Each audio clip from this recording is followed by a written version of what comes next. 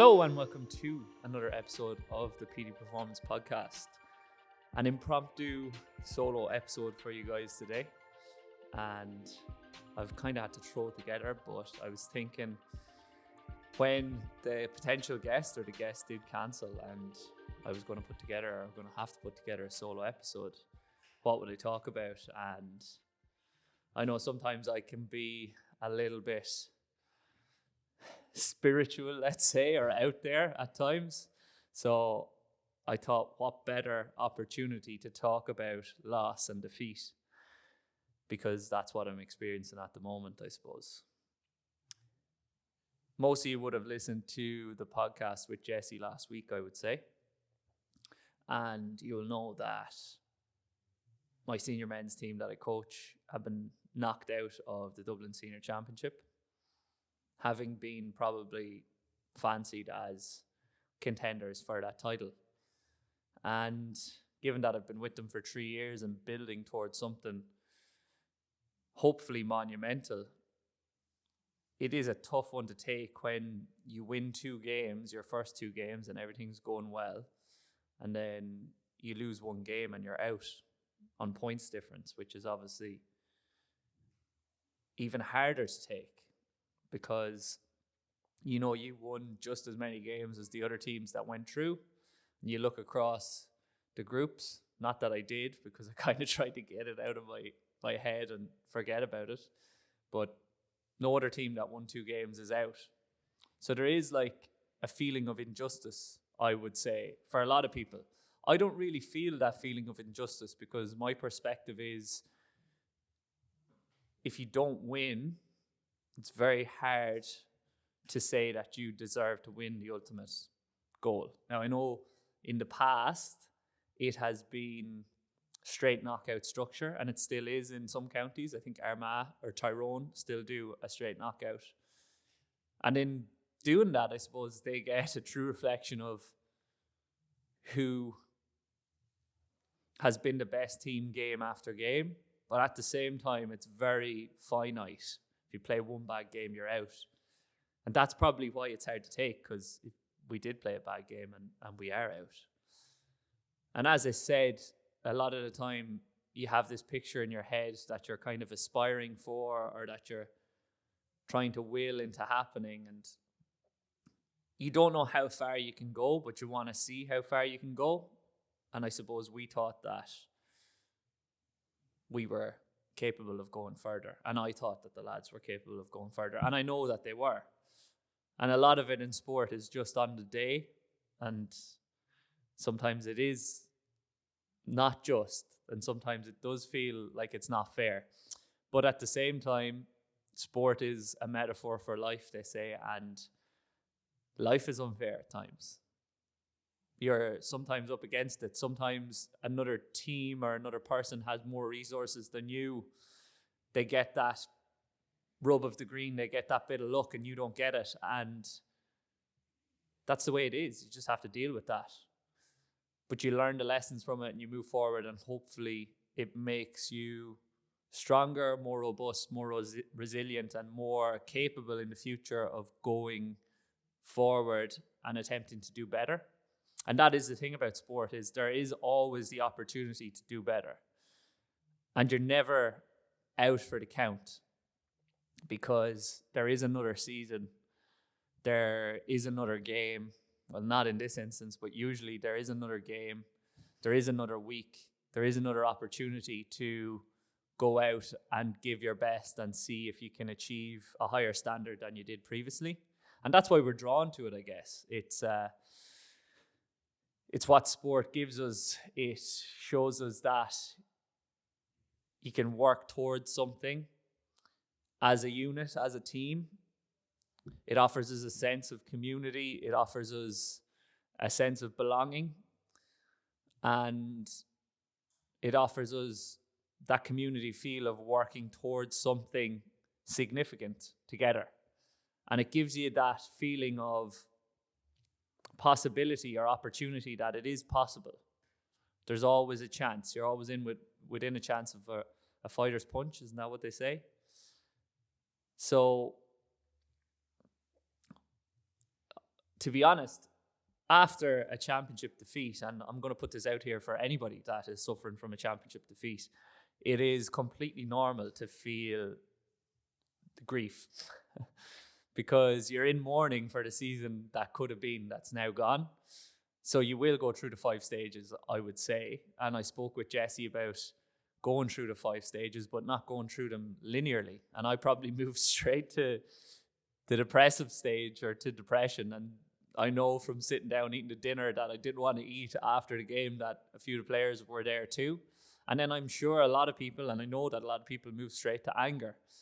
And Jesse said last week, it's completely normal to feel angry. So like, you shouldn't try and push those feelings away. You should be trying to feel them. But once you've addressed and dealt with those emotions, it's time to reframe, time to restructure. And when you're ready, time to go again, I guess, which is hard to do. And it's about doing whatever it takes, I guess, to deal with those emotions yourself and then get back to it as soon as you possibly can, to hopefully be the best version of yourself and realize your potential, or continue working towards realizing your potential. And that's going to be different amount of time for different people, which is perfectly fine. But my way of dealing with it might be slightly different to how some people would, but then it's probably similar to a lot of people as well. And I tend to use these things as fuel a little bit. So for those of you that follow me on Instagram, you might have seen on Tuesday, I kind of decided, well, it was a Monday, I decided after the conversation with Jesse that I was going to go out and run 15K because it's something that I hadn't done in years. And I have been building up steadily in the background, as the influencers say, or hadn't been posting it all, but I got up to 11K was the distance I ran the previous week pretty comfortably.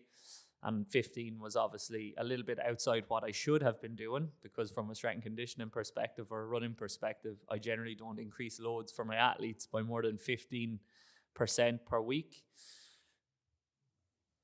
But in this instance, I didn't adhere to what I would prescribe to an athlete, which is very smart, but I guess I was dealing with a lot at the time. And I went out for the 15K, and at 14K, I had been fueled by wanting to achieve something, I guess, to just flood my brain with some endorphins because I was in that depressive state, flood my brain with a little bit of dopamine, a little bit of serotonin, but a natural kick rather than just getting it from my phone. And I got to kilometer 14 and I was in the heart locker. I was struggling. And then I got 500 meters down the road and I was absolutely grand. And I just continually was telling myself, you're actually fine. Keep going. And look, I am somebody that is quite slow twitch generally, and I do adapt well to aerobic training. Anybody that's played with me knows that it's not really much of a problem for me to just keep going. So that's exactly what I did when I had hit 15 kilometers. I just kept going because I had planned that around it. I did it without any headphones or anything, so I was just thinking the whole time. And I was thinking, okay, next week I might run a half marathon. And then I got to 15 kilometers and it's like, well, the easiest way to run a half marathon is not to run 21K next week. It's just to continue running another 6. So that's what I did. I ran the other 6. I achieved it. Probably could have kept going for another, I don't know how far I could have kept going because I wasn't putting a limit on myself. My aerobic system was fine. I wasn't really out of breath, but it was my lower body that was probably feeling it a little bit. I was feeling it around my medial hip on each side and a little bit in the calves and then the feet. But that was what I'd set to do, albeit I'd only set to do it probably 30, 45 minutes before. But it was just trying to use the negative emotion that I was experiencing, if we could even think of emotion as negative, because it is a driver of our behavior, and turn it into something positive. And I think that's what is not often talked about is that you can use negative emotions to achieve positive things. And that's exactly what I did. And look, as I just said, it probably was for somewhat selfish reasons, in that I wanted to feel some level of achievement after the loss and after the defeat. And it's probably something that I used to do as a player as well. As if I had a bad game, often I would stay out kicking after the game, or go up to the Cistercian and kick balls up there, just to try and get the negative experience out of my mind. But partly I was doing it, I would say, to try to show that to my players that we might be down, but we're not out. We can still go on and achieve things in the future. Just because you've lost doesn't mean you're beaten. You're only beaten when you tap out. Now, obviously this year isn't going to happen for us, but that doesn't mean that it's not to happen in the coming years. And that's not to say that I'd recommend to my athletes to go out and do what I did. But what I would say is, after you've taken that time to refresh yourself, refill your cup, feel a little bit more energized, then it's probably time to get back to it. Because ultimately what I've been thinking about over the last few days, and I wrote a blog piece on it, which you'll get on my website, is the reason we play sport isn't really to win the title. Even though that is the ultimate goal of every athlete, or almost every athlete, is to win the medal, win the trophy, win the championship. But the reason we play sport is for the community aspect of it, and for the connection we get out of it, and the relationships that we build. And it's for the working towards something together. It's for a far greater meaning than a piece of metal that we lift up. I think the piece of metal is just what anchors us to that and commits us to action together. And it's what we continually focus on, because that is the recognition for our work. But sometimes you don't get the recognition for your work, but your work has still been valuable. Like, I sent a message to one of the players a couple of days ago who it could potentially be his last time playing senior football, and it was his last chance to win a championship. And I just wanted to let him know that just because we didn't get there, and I'm sorry that we didn't get there, and you always question whether you could have done anything more to get us there, or to get them there as a coach. But I just wanted to let him know that it wasn't for nothing, because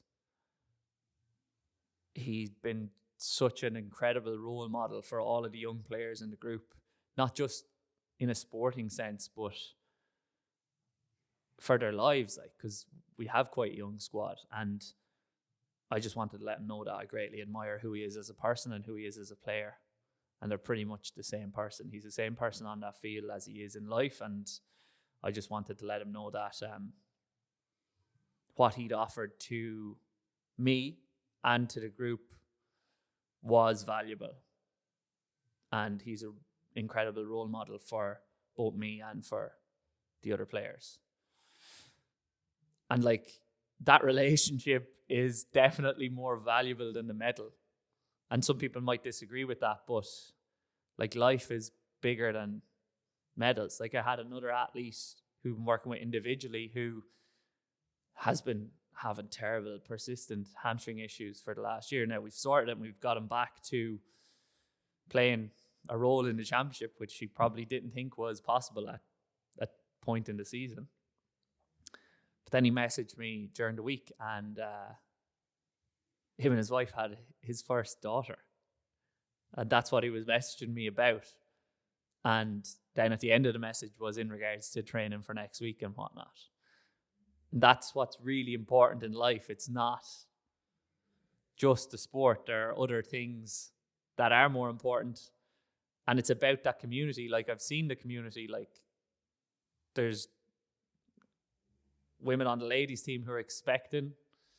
I know other people who are expecting, and the community kind of rallies around that, and everybody asks about that, and it's building those connections and that support network around you for when you are in your time of need. And that's one thing that I've seen from Thomas Davis GA Club, is the support that is offered to absolutely everyone in the club is incredible.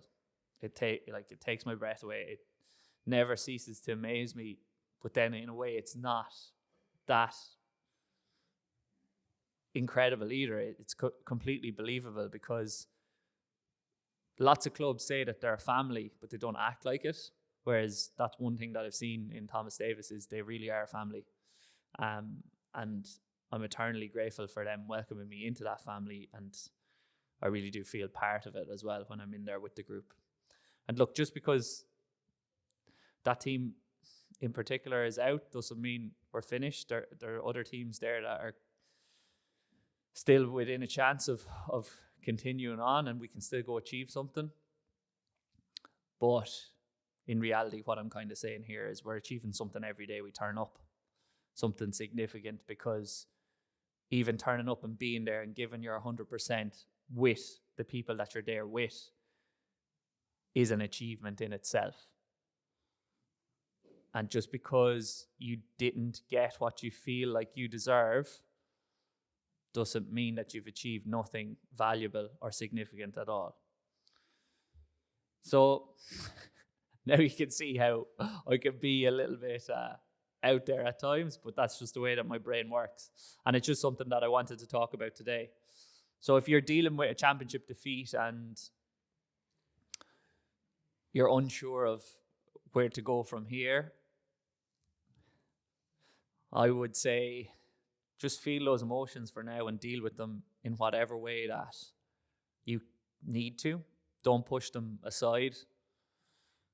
Address them, because that's the only way you can deal with any sort of conflict. And it's kind of a conflict within yourself at the moment. So you need to address it. And then once you've addressed it, you can move through it. Because you have to go through it. You can't go around it. And then after that, it's probably time to ask questions. Do I want to do it again? And more often than not, the question or the answer to that question is going to be yes.